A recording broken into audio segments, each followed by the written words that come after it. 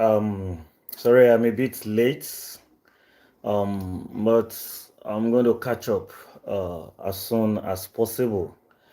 So, how are you doing today?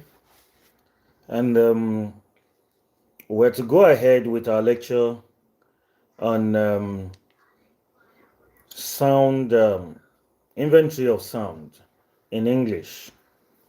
So, I want to welcome everyone again to my page, to my channel, and to tell you that I'm actually taking notes of those that are joining us on this platform.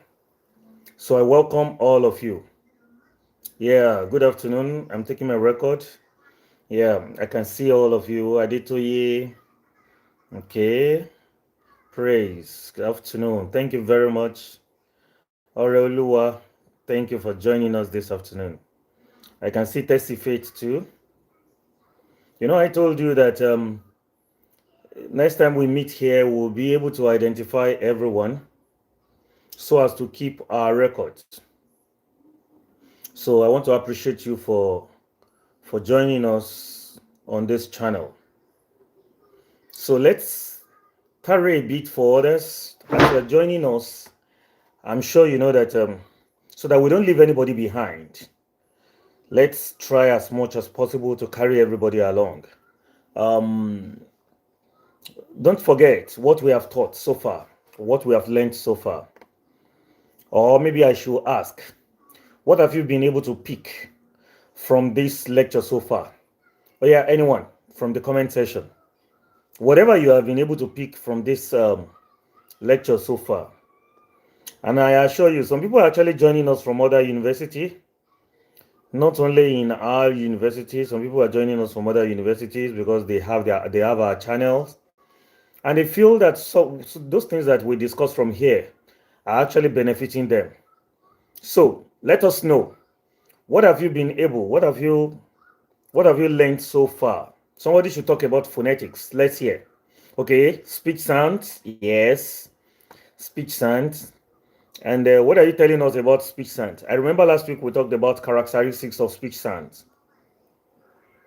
So what are you saying? Okay, branches of linguistics. Okay, somebody is saying linguistic properties. Okay, you mean phonetic properties. Yeah. Yes. Please go ahead. Go ahead and tell us what you have learned so far. Go ahead. Okay, nasal sound. Somebody says suprasegmental. Oh, great. Okay, syllabic schema or syllable schema. All right. You know, we have not been able to go through all those ones on this channel, but probably you have learned it on another platform, probably face-to-face classroom and other platforms. So, but on this channel, okay, because somebody said reading. Are you sure? Okay, plosive, not plosive. Plosive sound. Plosive. Plosive sound. Okay, go ahead and make your comments. I'm noting those people that are actually participating. I'm noting those that are participating.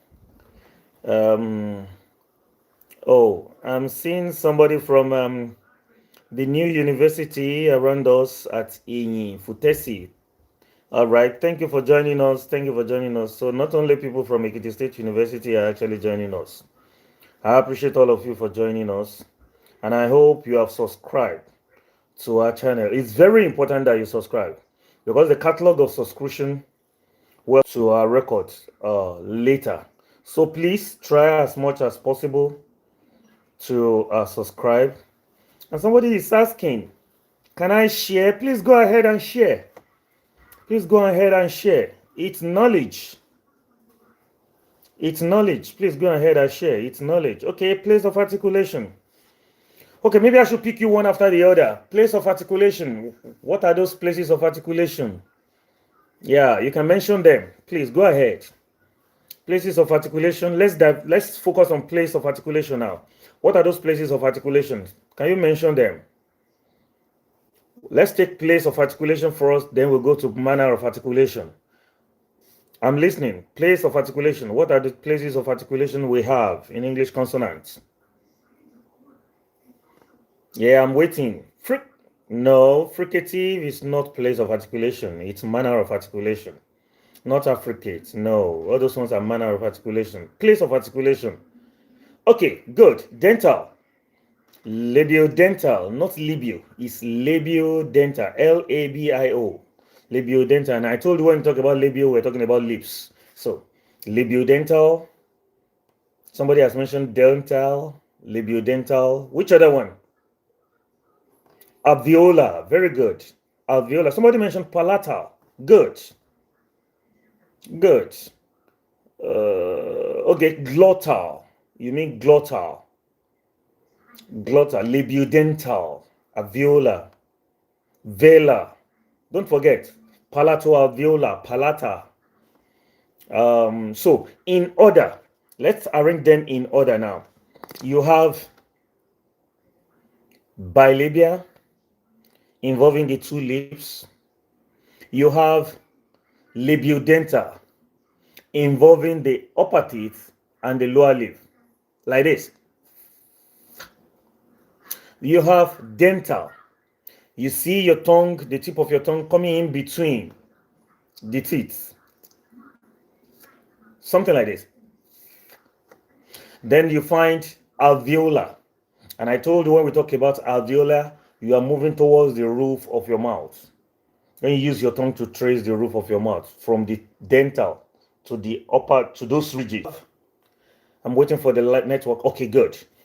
After alveolar, you have palatoalveolar. After palatoalveolar, you have palatal. After palatal, you have velar. After velar, then I told you you have glottal. In some other climes, you're going to have labiovelar. You're going to have funny names like that. But I've restricted you to bilabia, labiodental, dental, alveolar, palatoalveolar, palatal, velar, and glottal. Velar and glottal. Those are the places of articulation. Now, let's go to manner of articulation. Somebody has mentioned fricative. Somebody has mentioned affricates. Which other manner of articulation do we have? Yes, I'm listening. Let me read you in the comment section. Which other manner of articulation do we? Okay, nasal. Very good. Nasal. Yes, I've mentioned affricates. I've mentioned nasal. Which other one? No, not glottis. Approximant. Approximant, not approximate. Approximant. Plosive. Plosives. Lateral. Okay. So now, very good. Very good. You can. I'm happy that you are able to pick. That you have been able to pick one or two things. Now, in the order, in the normal order, now you're going to have the plosive. You're going to have the fricative. You're going to have the affricates. You're going to have the nasal. You're going to have the lateral. Then you are going to have the approximants. You're going to have the approximants. Don't forget that we have order of description of consonant sounds. I have taught you that you look at the state of the glottis. And when we say state of the glottis, we're saying whether it is voiced or voiceless. We're looking at the place of articulation, whether it is bilabia, labiodental, dental, alveolar, palatoalveolar, palatal, velar, glottal.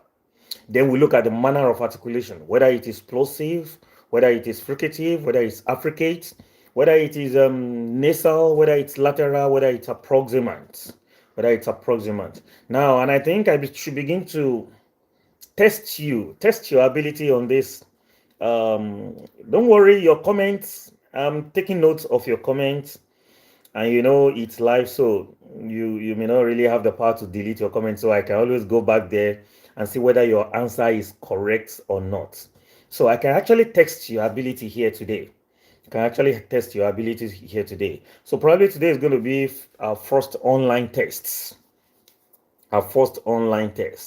So if you know, if you're sure, if you know those people that are here to join us and they have not joined us, please quickly tell them that here this afternoon there may be an online test. There may be an online test. I hope you can hear me clearly. All right. So, what do I have for you today? You see, in sound, either vowel or consonant sound, there are levels at which we superimpose. What do I mean by superimposing or superimposition? The sounds, like I told you, it refers to a segment in phonology. And when we say segmental, we mean consonant, vowel. Those are the segments in study of sound. Therefore, when we now impose on those sounds, then you have what we call supra-segmental, because we're actually imposing on the segments. Supra-segmental, imposition on the segment. Now you begin to ask, what are those things that we impose on those segments? Yes, when we merge segments together, or when vowel sound is standing alone as a word, we say that's a syllable. I told you, syllable can be made up of consonant sound, initial consonant sound, compository vowel sound, and later consonant sound. What do I mean? The initial consonant sound, that it's optional, it is called onset. It is called onset. The compository, obligatory vowel sound is called the nucleus. It's called the nucleus. And the later consonant sound that is also optional is called the coda. It's called the coda. So you have the onset, the nucleus, and the coda. The onset consonant sound is optional. It may be there, it may not. The nucleus, the vowel sound, it must be there in a syllable. Then the coda, which is also optional. The coda may be there, may not be there. But in the configuration, the structure of syllable, we're having the onset, the nucleus, the coda. When we put this onset down, we normally say the onset, we normally put the onset in brackets. That's consonant sound, put it in brackets. And when you put anything in brackets, it indicates that it is optional. Then you have the vowel sound, the nucleus. The nucleus will not be in brackets because it is obligatory. It will not be in brackets because it is what? Obligatory. And after that, you have the coda. The coda also, the consonant sound, will also be in brackets. Yeah, thank you very much. Somebody is saying CVC. But when you now put the CVC, the first C will be in brackets. The V will not be in brackets. The final C will be in brackets, indicating that the initial consonant is optional. The central vowel is obligatory. And the last consonant, the final consonant, is also optional. We have imposed something on the segment, whether we like it or not. Syllable. And don't forget that it is at the level of this syllable that we study stress, that the study of stress actually begins. What is stress? The syllable with the highest pitch. We take the primary stress. And stress is simply the pitch in the rendition of either word or utterance. Lower pitch, upper pitch, whether you like it or not. So in word, it's on syllable. And when it's on syllable, we say that's stress. But when it's on a stretch of utterance, we say that's intonation. That's intonation. And for intonation, we say we're having the rising tone, we're having the falling tone. That's going to be a case for another day. We're going to look at stress and intonation some other time. But let's just focus on the syllable now. Very good. Somebody has put it right. That's Godwin. Thank you very much. Godwin put it right. I can see you. The C in brackets, the V, the C onset in bracket, the V nucleus not in bracket, then the C coda in brackets, which is optional. Yes, Tolu Alope, I can see all of you. That's good. That's good. That's good. You're actually following. Now, one thing that you should note under this syllable is that there are different types. Many people usually make mistakes, and I want you to avoid that mistake. In phonetics and phonology class, we're talking about sounds, not alphabets. We're talking about sounds, not alphabets. Therefore, if care is not taken, when you see a word and you spell a word, you may be tempted to ascribe the configuration, the structure, the schema of that word in terms of CVC. No. A word must first be transcribed.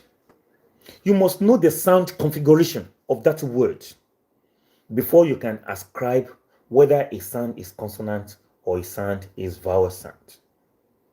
Let me give you a very good example. Look at the word though. Though.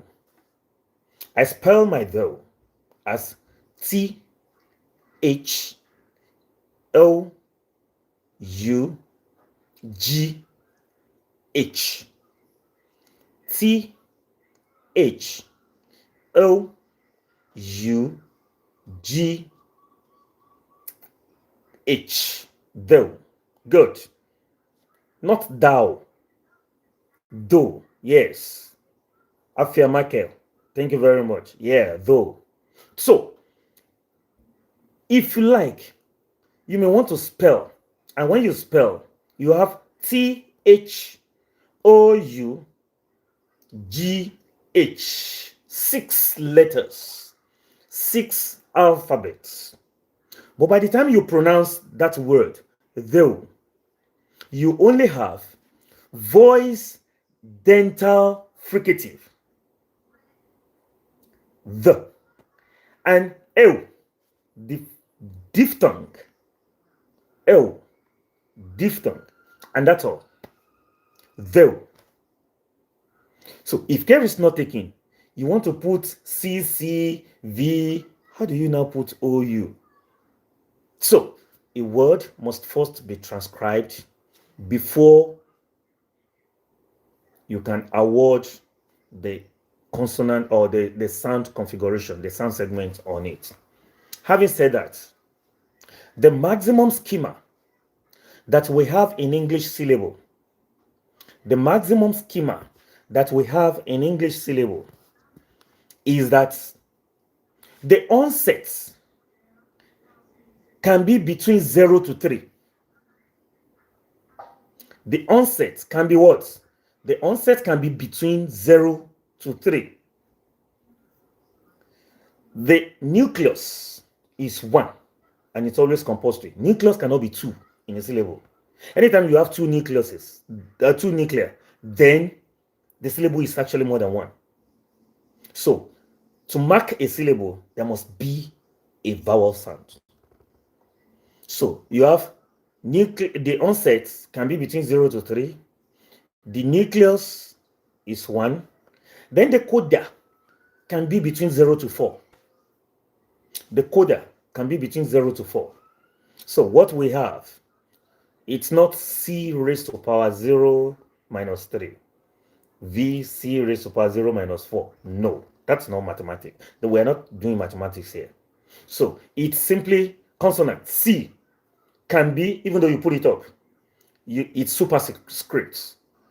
C can be 0 to 3. V. C can be 0 to 3. V. C can be 0 to 4. That's the schema, the maximum we can have in English language. And to break it down, I'm going to create another time, even though I've done it for some people sometime somewhere, and it will require us to use a slate, a board. So I'm going to create a platform in which we can make use of interactive board. Probably I'm going to employ another platform that can be linked to this YouTube so that you can benefit maximally. That is that about English syllable. Put it at the back of your mind. Transcribe that word before you label whether it is consonant sound or vowel sound. You must transcribe that word. I used to ask questions, and those questions can be in form of I can give you any variation of that maximum schema. I can decide to say C2, C superscript 2, V, C0 to 3. When it's direct 2, I'm not saying 0 to 2, C2, that means 2 consonant sound before the vowel is constant. Always say CCV before you now say CCV0, VC0, VC1, VC2, VC3. So, and when I give such a question, when I ask such a question, you are able to interpret the schema so correctly. I give you your mark. And I asked for that question. I said, in each of your interpretations, give example, maybe one example or two examples of each of those varieties that you have been able to, of those variations that you have been able to generate. When I asked you to give me example, transcribe so that you'll be able to identify for me that, oh, this is C, this is C, this is V, this is C. Oh, this is CCV1. This is CCV2. VC2, VC1. You label those sounds for me. Don't forget, when you have a monotongue as vowel sound, as nucleus, it is still one vowel. When you have a diphthong, as in L, it's still one vowel. When you have a triphthong, there are just 5 triphthongs. When you have triphthong, it's still one vowel. Example, tower. When you spell that word, you have T, L, W, E, L. T, L, W, E, L. It's pronounced ow, L. Owe, owe. That's the diphthong. There is a triphthong there. So you have ta sound, voiceless, alveolar plosive. Then you have the triphthong, owe. Then you have last sound, the lateral sound, voice, lateral approximant, alveolar lateral, voice, alveolar lateral, the last sound. So you have towel. Don't forget the triphthong, the diphthong, the monotongue will just be one vowel in their own occurrences. So far, if there are questions, let me know quickly in the comment section. If you have question, please ask. If you have question, please ask. Yes, Oluwafemi, I can hear you. Emmanuel, go ahead. Do you have any question? You'll catch up with us so that before next week, for those that are joining us for the very first time, before next week, go through our former classes, our former posts on this channel, listen to them, understand. I don't understand how to transcribe. Well, I always advise my students, you cannot learn how to do something if you don't start doing it. How did he know all this? How does he transcribe as if it's his language? So you don't know how to do something if you don't start to do it. So please try and start transcription. It is very, very important. I'm actually rounding off this session. You make use of Daniel Jones English Pronouncing Dictionary. It's what I recommend for transcription. So I have an assignment for you within a few minutes, and I expect you, even when this session closes, I expect you to answer on the comment section. And the question, you can write the question. I want to ask the question. What are the interface, or what's the relationship between phonetics and phonology? What is the relationship between phonetics and phonology? I want to see your answer in the comment section. Make sure you use your words. Don't copy dictionary, don't copy textbook. Dr. Samuel Agbeleoba will get you, we know. So I want to measure your understanding of what we have been able to do so far. The relationship between phonetics and phonology. Your answer. I know those people that are joining us now, you have the next 5 minutes to answer that question. Whoever is answering that question after 5 minutes will not be taken. Go ahead. Relationship between phonetics and phonology. Thank you very much. I appreciate you for joining us today. It's nice having you online on my channel. You see, I don't actually go beyond 30 minutes so that it will be minimal for you to handle. You'll be able to, at least at your leisure, and you won't be bored. And you have paper jotter around you, dictionary around you, that you can practice some of these things yourself. So try as much as possible to transcribe. Practice transcription. When you practice transcription and it's becoming difficult, you can ask question. Then we'll put you through.